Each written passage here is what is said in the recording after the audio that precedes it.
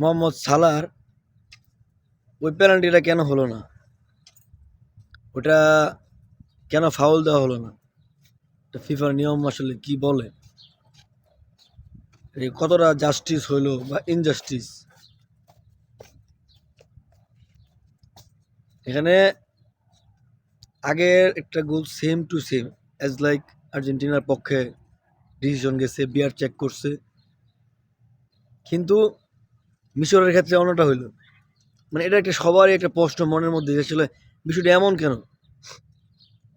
খেলার মধ্যে দ্বিচারিতা কেন হবে?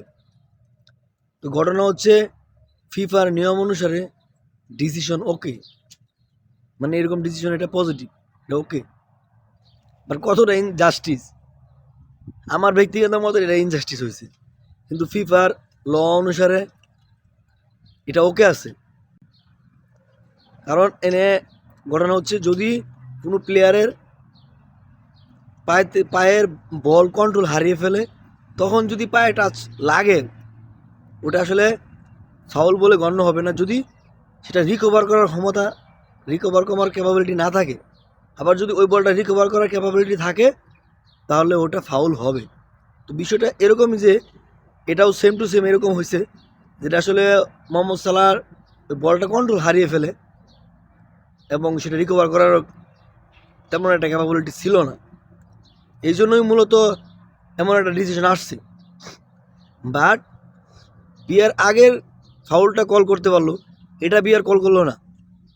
মানে এটাই প্রশ্ন যে বিয়ার চেক করে গোলটা বাতিল হোক, অ্যাজ এ নো ইস্যু, এটা কোনো প্রবলেম না।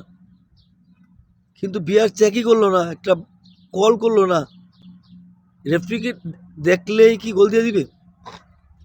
বিয়ার কল করলে কি গোল হয়ে যাবে, গোল বাতিল হয়ে যাবে?